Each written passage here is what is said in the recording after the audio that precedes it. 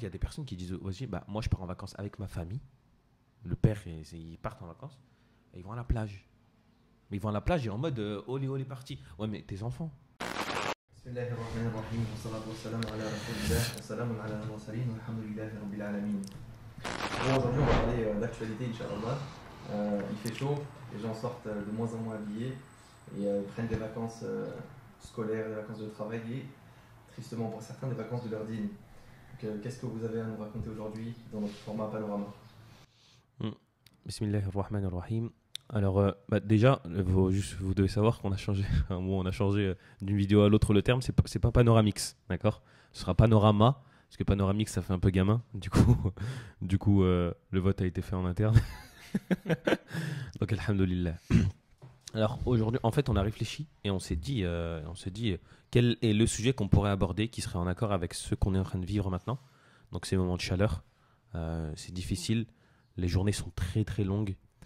Donc c'est encore plus simple de faillir, d'accord, donc, et de faiblir sur plein de choses, tant spirituellement que physiquement. Donc on s'est dit, ok, bon, là il fait chaud, c'est juillet, donc les gens vont commencer à se dénuder, les gens vont commencer à sortir tout nus. C'est normal, il fait chaud. Enfin, non, c'est pas normal parce que autant en sallam, les gens sortaient pas tout nus, mais alors qu'il faisait beaucoup plus chaud.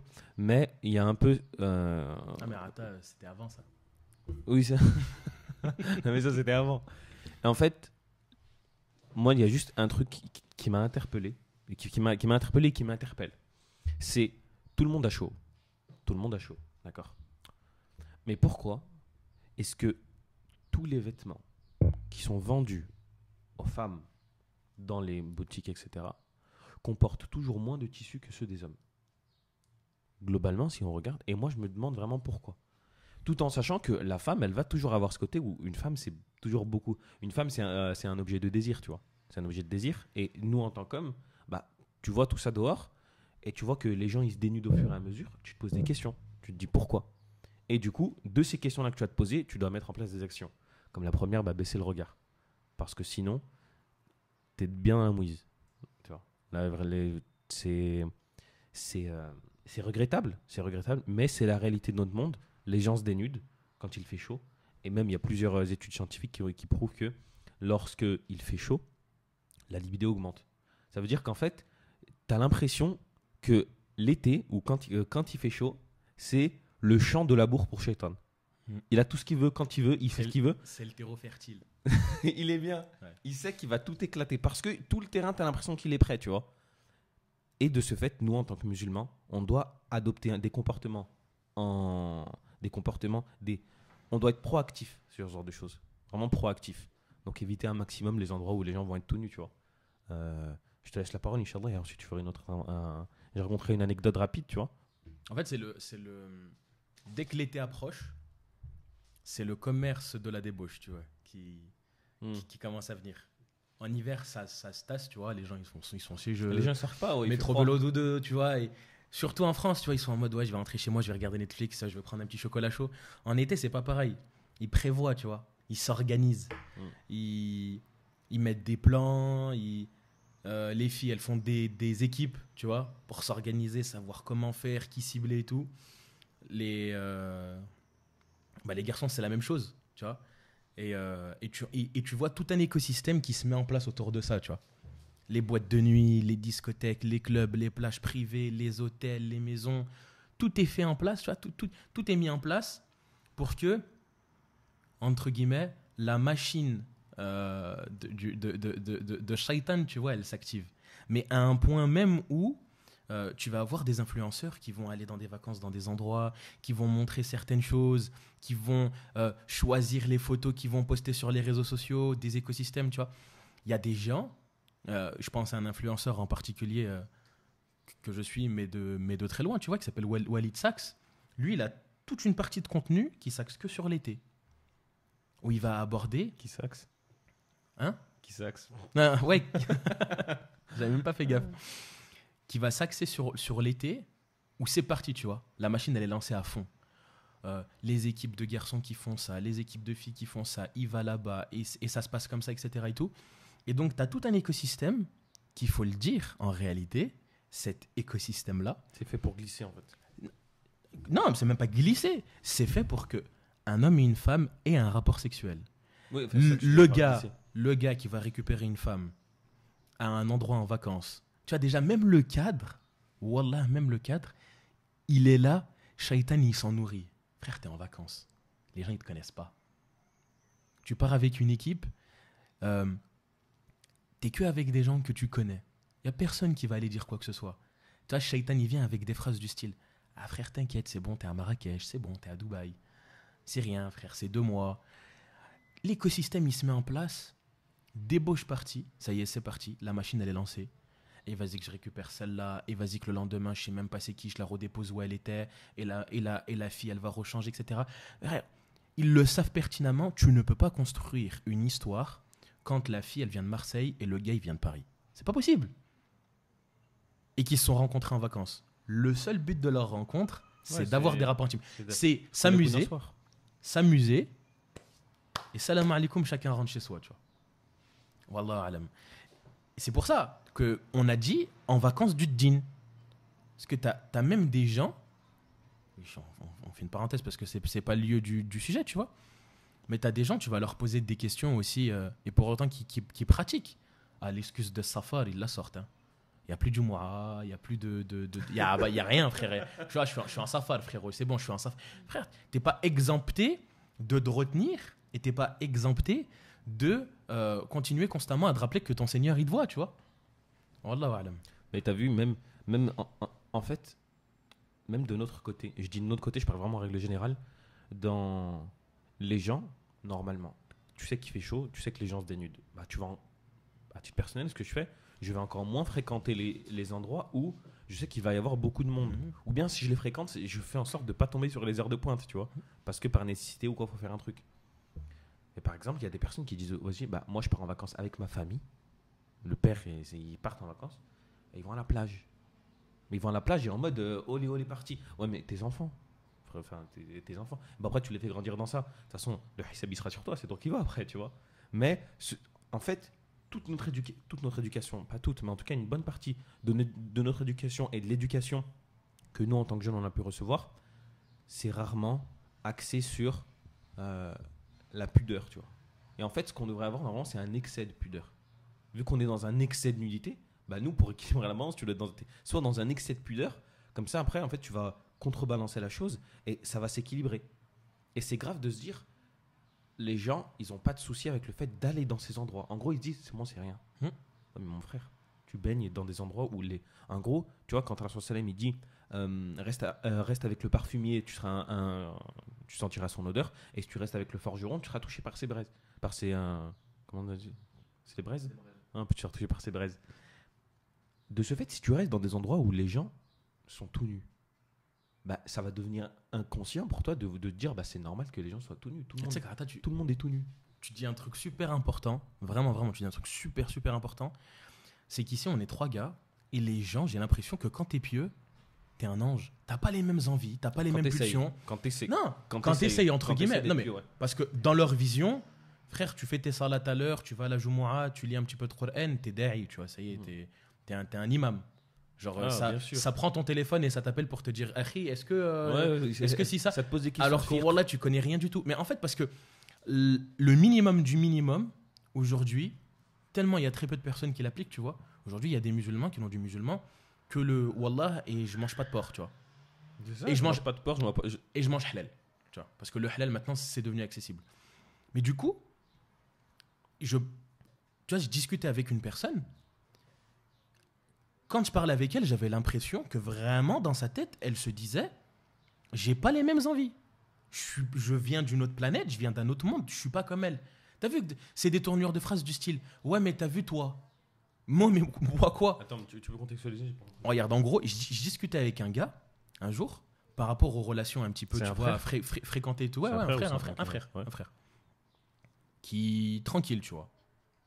Light. Ok, tu peux donner des adjectifs autres que tranquille. Il mange halal et il jeûne le mois du Ramadan. Ok. Moi, je veux dire, bon, c'est pas pour parler de lui en premier, mais c'est parenthèse. Une fois, il y a un frère, il m'a dit, t'as vu, Rata, il y a des musulmans. Maintenant, c'est un peu les musulmans 2.0. Et genre, lui, c'est pour rire, mais moi, ça me fait vraiment rire. Il les appelle les musulmans tutti frutti. Tu quoi ? Tutti frutti. En mode pump it up, tu vois, c'est la fête. Un musulman, en gros, c'est vraiment tutti frutti. Comme tu le comprends en soi, je sais même pas ce que ça veut dire en anglais. Mais comme tu le comprends, un musulman, tutti frutti, tu vois. Et bon, il donne cet exemple. Bon, moi, je les appelle pas comme ça. Ouais. Mais ça peut s'en rapprocher, tu vois, malheureusement. Ah, vraiment, c'est pas. C'est sans jugement aucun, tu vois. C'est un constat. Tu vois, tu juges pas sur la finalité de la personne, qu'Allah nous en préserve. Il se peut que je termine ma vie en étant le moins pieux et dans la débauche la plus musulman, totale ou même nous en préserve. plus musulman. Et que cette personne-là devient un savant qui révolutionne toute la génération de musulmans. Ce que je veux dire plutôt, c'est que dans sa tête actuellement, tu vois, quand on était en train de discuter, il utilisait des tournures de phrases. Je lui disais, mais tu sais, frérot, voilà, les relations hommes-femmes, Allah Azza wa Jalla, il nous a mis des règles, c'est pour nous préserver, c'est pour faire attention, parce que c'est ce qui nous différencie des animaux, etc. Bref, comme ils appellent ça, le baratin habituel, tu vois. La bac, brigade anti-koufar. Et dans sa tournure de phrase, il était en mode, ouais, mais t'as vu, toi, c'est pas pareil. Je lui disais, Harry, si, c'est la même chose. Et il n'arrivait pas à comprendre, dans sa tête, il n'arrivait pas à se dire que j'avais les mêmes envies que lui. Parce que, pour lui, dans son référentiel de base, c'est t'as envie, tu fais. La retenue n'est pas une option. Mais on est des hommes. Allah Azza wa Jal, il nous a créés tous de la même façon. Et tu sais, j'ai fini par lui dire quoi? Il dit, Harry, ce que tu es en train de me dire, c'est comme si j'étais en train de t'expliquer que moi aussi j'ai faim, mais que je me retiens de manger, et que tu me dis, non, t'as vu, si tu te retiens de manger, c'est parce que toi, t'as pas faim. Mais je suis un humain normalement constitué, ça ne viendrait pas à l'idée de te dire que je me nourris pas. C'est logique. J'ai faim. Maintenant, je fais juste attention à mon alimentation. Tu vois, bah là, c'est la même chose. Il y a des règles à respecter. Elles sont pour notre bien. Je les respecte. Et subhanallah, il y a une multitude d'études aujourd'hui qui prouvent à quel point c'est un fléau de butiner à droite à gauche sans aucune raison. Il y a une raison, mais en tout cas, butiner par simple... Non, sans raison, par simple besoin. désir. Oui, c'est ça. Sans raison aucune. Ouais, le fait de... En fait, ça c'est nous... Alors que le Rasul sallam, il dit annoncer la bonne nouvelle aux étrangers, et que quand tu te sens étranger, c'est un bien en fait. Quand tu te sens étranger, dis-toi que t'as plus de chances d'être sur la bonne voie que d'être sur la mauvaise voie, tu vois. Et nous, on veut ressembler aux non-musulmans. En fait, pour chercher une certaine sorte d'intégration. Se dire, non mais moi aussi je bois. Non mais moi aussi je fais la fête. Non mais moi aussi je sors avec des filles. Moi aussi je couche à droite à gauche. Moi aussi. Mais qu'est-ce que t'as, mon frère? T'es en galère, t'as pas d'amis. Enfin, c'est dur, t'es en dépression. Tu veux t'intégrer. Et encore.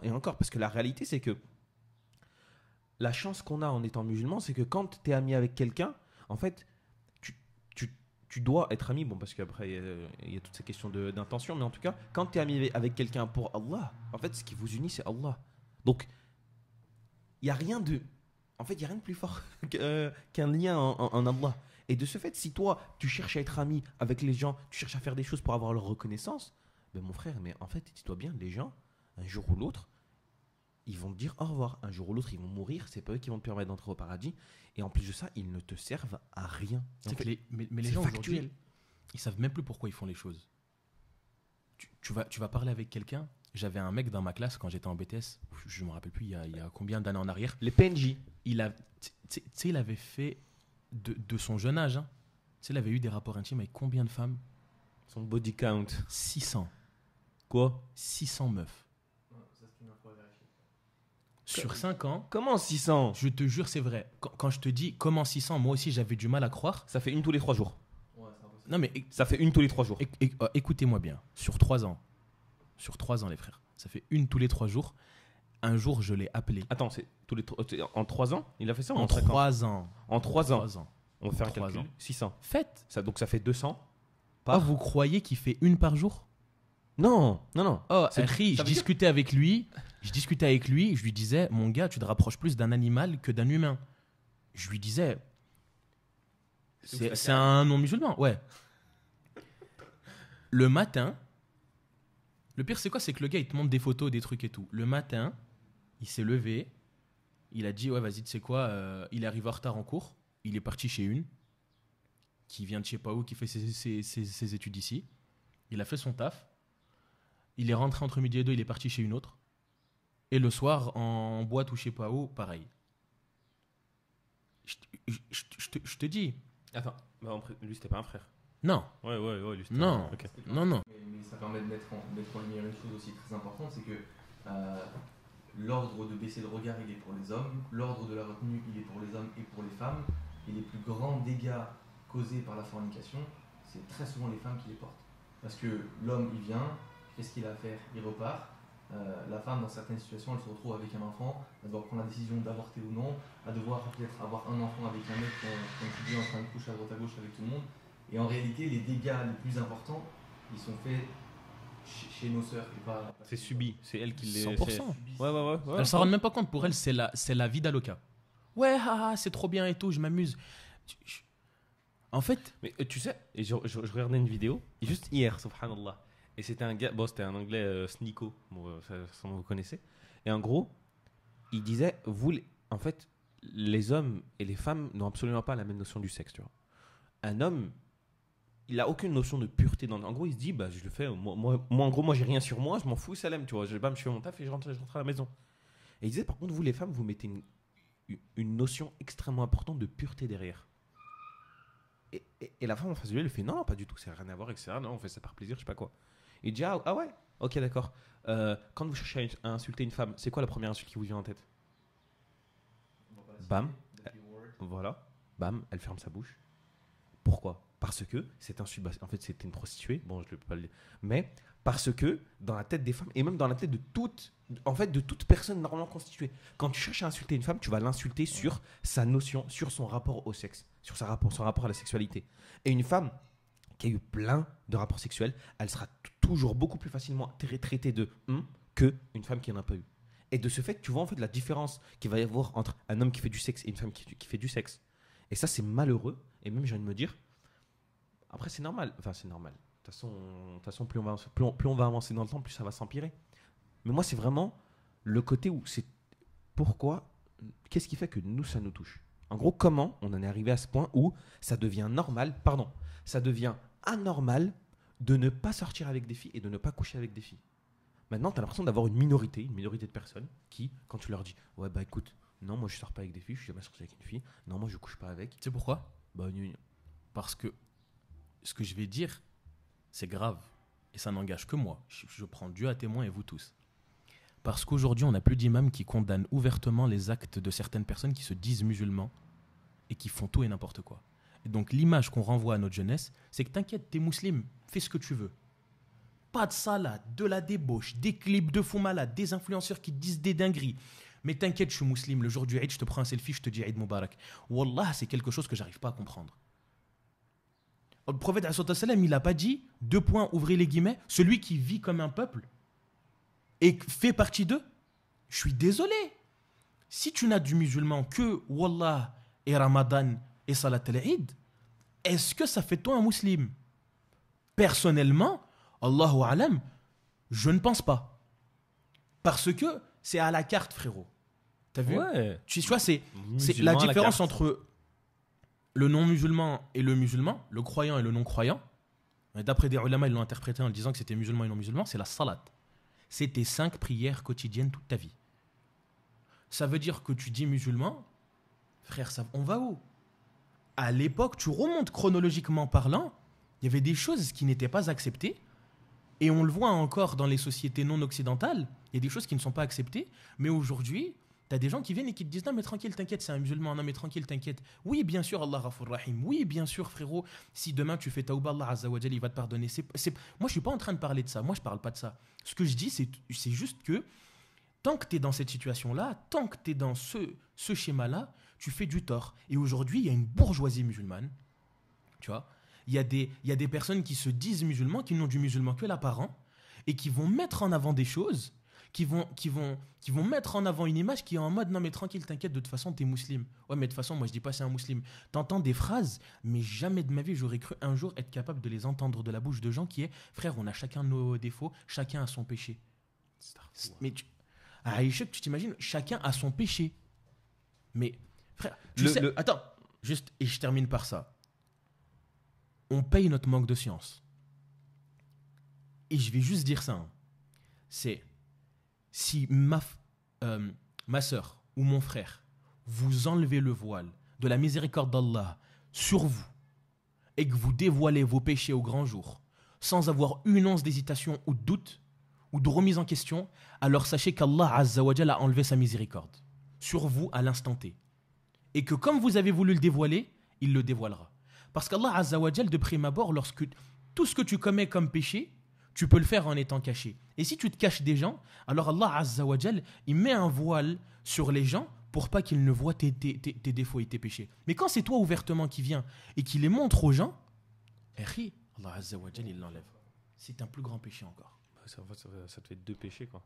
Wallahi, je pense en tout cas, c'est que mon avis. Si aujourd'hui on en est là dans la communauté, c'est parce que tu as des rappeurs, tu as des footballeurs. Quelle que soit la personne qui a un minimum de célébrité aujourd'hui, débauche partie. Il n'y a pas un truc en mode... j'oublie comment il s'appelle, le gars qui cassait des télés pour les matchs de foot. Mohamed Hani. Il n'a pas fait un truc avec Winamax en mode tout pour la daronne? Je crois, ouais. Tu vois? Je sais plus. Mais oui, j'ai entendu, il a fait un truc comme Il ça. s'appelle Mohamed. Il s'appelle Mohamed, le nom du prophète sallallahu alayhi wa sallam. Tout pour la daronne en mode ouais, vas-y, on tu fais un truc de Paris. De la débauche. Et pour en revenir au sujet principal, aujourd'hui, en Occident, il y a une volonté de vouloir changer les règles du jeu, les règles universelles d'Allah. Dans notre conscient, inconscient, tout ce que tu veux, lorsqu'un homme va vouloir se caser, je suis désolé de dire ça, mais à un moment donné, on est sur carte sur table, du coup on est cash, il va pas chercher celle qui lui fait une bonne fellation, mais celle qui lui fait un bon couscous. Parce que ce qu'il va chercher quand il va vouloir se poser, c'est quand il rentre du travail qu'il trouve à manger. Pas qu'il trouve quelqu'un qui fait je sais pas quoi. Et tout s'apprend dans la vie, tu vois. Mais l'image qu'une personne qui sait bien faire des rapports intimes, que ça va renvoyer à son mari, inconsciemment, Mais c'est pas du elle tout elle l'a c'est pas du pris, tout- elle l'a pas pris avec moi. Oui, mais c'est Il ça. faut dire les choses. C'est pas Elle amélioratif. l'a pas pris avec moi. Tu vois. Moi, demain, je me serais marié avec ma femme. J'aurais su que les choses, c'était un petit peu trop bien par rapport à comment est-ce que c'est normalement censé se faire par rapport à quelqu'un qui connaît pas et une sœur qui connaît pas. Voilà, je me serais posé des questions, mon frère. Et après, t'en as qui te disent, oui, non, mais tu peux cacher, etc. Tu sais, aujourd'hui, il y a l'excuse facile. Tu vas entendre les sœurs, elles disent, ouais, non, mais une sœur, elle peut te faire un baratin et elle peut zarma faire en sorte à ce que elle te montre qu'en gros, elle sait pas faire. Ouais, mais le temps, lui, il permet de rien cacher. Ça veut dire que peut-être qu'elle va te cacher dans les débuts en mode zarma, je connais pas, mais au bout d'un moment, tu vas le sentir. Je suis persuadé qu'au bout d'un moment, tu vas voir que la personne, au final, elle connaît un petit peu trop de choses pour une femme qui est censée rien connaître, tu vois. Et le souci, c'est qu'aujourd'hui, tout le monde a envie de faire tout ce qu'il veut. T'entends des trucs, tu sais, des fois ça m'arrive d'aller, je sais pas comment, mais pour moi TikTok, c'est infernal, et les lives TikTok, c'est encore pire. Et des fois, je tombe sur des lives TikTok en mode, tu vois, ça m'arrive d'écouter, parce que je me sens tellement loin de certaines personnes de ma communauté que quand j'entends des fois certaines problématiques et tout, j'ai l'impression que c'est une autre réalité. J'ai tellement créé un entourage autour de moi de personnes qui partagent les mêmes valeurs et on fonctionne de la même façon que des fois, je te jure, wallah, des fois, je me sens pas visé. Donc des fois, j'aime bien, tu vois, pour essayer un petit peu de voir l'état de notre communauté telle qu'elle est réellement, pour m'extraire de ma réalité et de mon monde merveilleux que j'ai mis autour de moi. Et j'écoute, t'entends des gens, ils te disent, ouais, mais nous, on tape pas sur nos sœurs et nos cousines, on tape chez les autres. Du coup, en gros, Zarma, c'est on a des rapports intimes, mais qu'avec des occidentales, pas avec nos sœurs. T'en as d'autres, ils disent, ouais, mais non, on tape dans tout ce qui bouge. T'as des sœurs qui te disent, divorcer et tout, hein. Ouais, moi, j'ai 40 ans, je veux un mec qui me fasse bien l'amour. Astaghfirullah. Et t'entends des wallah à chaque phrase, c'est de la ponctuation. T'entends des trucs. Subhanallah. Wallah, c'est des choses que aujourd'hui j'ai du mal à concevoir, tu vois. T'as vu cette notion d'islam? Sachez qu'il y a des personnes qui vont dire, par exemple, qui commettent plein de péchés et qui, quand on va leur dire, mais frérot, tu fais tout ça, bah il va dire, ouais, mais moi au moins je prie. Et il y a des personnes qui ne prient pas et qui vont dire, bon, c'est injustifié, hein, on est bien d'accord, mais qui vont dire, ouais, mais attends, regarde ce que ça peut faire la prière. En gros, il se dit, Je peux me permettre de faire ce que je veux, de mentir, de mal parler, d'insulter, de faire amour à droite à gauche. Mais c'est bon, je prie. Et tu fais comment quand les gens te disent ça? Tu lui dis quoi, s'il te plaît? Il prie? Non, non, lui prie pas. Ouais. Mais bon, après, voilà, c'est du mensonge, c'est ce qui cache la vérité. Mais ouais, bah t'as des personnes qui vont te dire ça. Ah, bah, moi, non. Moi, frérot, hein. La prière, elle t'éloigne des turpitudes parce que la prière, elle t'oblige 5 fois par jour à te repentir du péché dans lequel tu es, à faire tes grandes ablutions si jamais tu as commis zina, à faire tauba à chaque fois. Et si tu es assidu dans tes 5 prières quotidiennes et qu'à chacune de tes 5 prières, elles sont espacées par des péchés qui soient grands ou petits, entre tes prières, tu vas te remettre en question. Et normalement, si tu pries d'une bonne manière, En tes péchés tout cas, s'amenuisent au fur et à mesure. si la prière ne t'éloigne pas des turpitudes, moi j'ai entendu ça, si la prière ne t'éloigne pas des turpitudes et ne te rapproche pas d'Allah, c'est qu'il y a un problème dans ta prière. Bien sûr. Tous tes actes d'adoration doivent. La manière dont on vérifie la validité d'un hajj, c'est si ta vie elle a changé entre avant et après ton hajj. Et bien en fait, c'est la même chose pour chaque adoration. Normalement, à la fin d'un ramadan, tu n'es plus la même personne. À la fin d'une prière, tu as la remise en question, tu n'es plus la même personne. À la fin de chacun de tes actes d'adoration, normalement, tu te rapproches d'Allah Azzawajal et tu t'éloignes donc des interdits dans le droit. Tu sais, un jour, j'ai entendu un alim qui disait c'est pas un alim, c'est un frère, c'est Slim ibn Hadi, qui disait tu sais, mon frère, ma soeur, tu peux reconnaître quelqu'un qui commet un péché avec récurrence si tu vois un changement dans son comportement. Et il disait, en gros, il va commencer, par exemple, à faire des choses qu'il n'avait pas l'habitude de faire avant. Tu vas commencer à avoir chez lui une vulgarité naissante. Tu vois, la répétition du péché va se voir dans ses actes. Slim ibn Hadi, il disait que lorsque quelqu'un commet un péché, tu vas le voir dans ses actes. Il va commencer à Allah Azza wa Jal, lorsqu'il va voir son serviteur qui répète un péché, il va mettre quelques petits levages de voile qui vont faire que si tu analyses le comportement des gens, tu es capable de voir qu'il y a une habitude, il y a un péché que la personne elle a pris. Elle va commencer par exemple à avoir une vulgarité naissante. Elle va commencer à peut-être s'énerver plus facilement que la normale. Tu vois. Et il disait, ce qui empêche, entre guillemets, le fait qu'Allah Azza wa Jal commence à lever ce voile-là, c'est tauba. Ça veut dire que si quelqu'un prie en régularité, il prie, et il fait tauba, il ne peut pas continuer à pécher. Quelqu'un qui commet zina tout le temps, la contrainte que ça doit être de constamment faire ses prières à l'heure et de commettre zina à côté, à un moment donné, c'est soit il lâche l'un, soit il lâche l'autre. Tu dois faire tes grandes ablutions, tu dois faire tes ablutions, tu dois rentrer chez toi, tu pries, c'est-à-dire tu dis Allahu Akbar, tu es conscient dans ta prière, tu évoques Allah Azza wa Jal et tu dis attends, je suis en train de mettre mon front au sol, de glorifier Allah, et il y a juste 2 secondes, j'étais à l'intérieur d'une femme que je connaissais pas. Tu vois, il y a des choses qui font que, moi personnellement, c'est un discours avec lequel, quelle que soit la personne que je croise en face de moi qui me dit ouais, mais t'as des gens qui prient et qui font tout et n'importe quoi, je lui dis frérot, je suis désolé, ce n'est pas vrai. Tu vois, c'est pas vrai. Ils font peut-être des choses, ils ont peut-être des péchés, ils commettent peut-être des excès, certes, mais quelqu'un qui a une régularité dans sa salat, il va avoir une hashma, il va avoir une honte. Et déjà, la première chose qu'il va essayer de faire, c'est faire en sorte à ce que le péché va être entre lui et Dieu. Tu vois. Ouais, c'est caché en fait. Il est mal à l'aise. Parce que subhanallah, si Allah dévoilait ne serait-ce qu'un. Je vais pas faire de stats, mais je dis genre même un tiers de nos péchés, un quart. Je dirais pas cela. Mais subhanallah, en fait, on se regarderait même pas. Tu vois. Donc, c'est bien. Parce que j'ai l'impression chaque fois dans tous les échanges qu'on a, en fait, on revient à chaque fois à la même chose. En fait. Parce que la vraie solution, en fait, à tous les problèmes. Et en fait, chaque fois, il y a pas de, on n'est pas à développement personnel. Oui, croyez en vous, croyez. Non, on s'en bat les steaks. Non, c'est, écoute, il y a l'islam, il dit ça. Fais ce que l'islam te dit. Un point, c'est tout. Et ça, ce qu'on oublie souvent, c'est ça la vraie liberté. La vraie liberté, c'est de choisir ce que tu décides de faire. Parce que quand tu décides de faire que ce que tu as envie de faire, que ce que ton besoin, tes envies te dictent de faire, en fait, suivre tes passions, en fait, t'es pas un humain, non, t'es juste comme un animal qui, quand il a envie de copuler, il va copuler, quand il veut manger, il mange, et quand il veut dormir, il dort.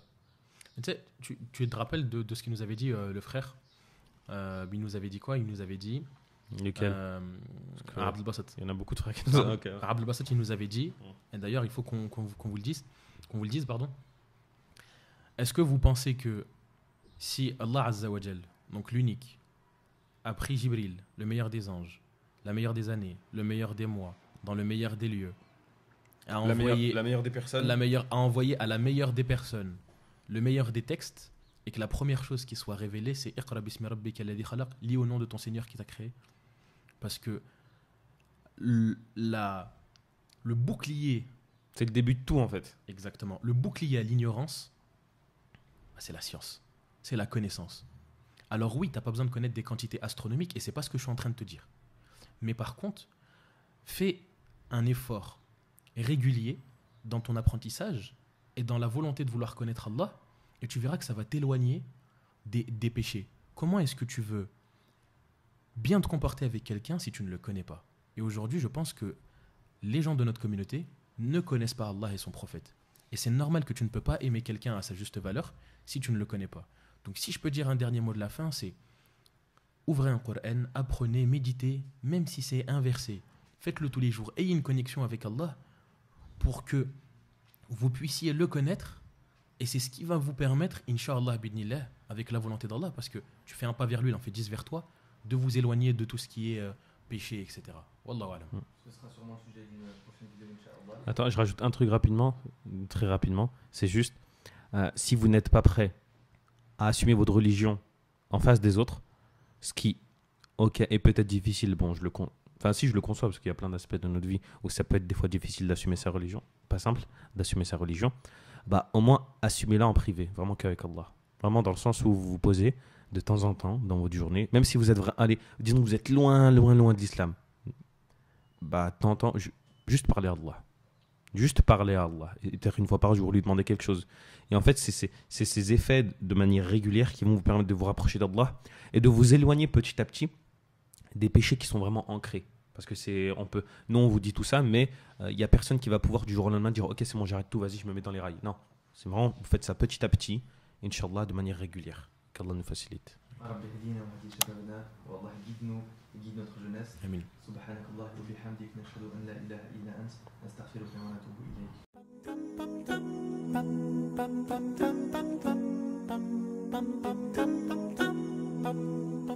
ilayk.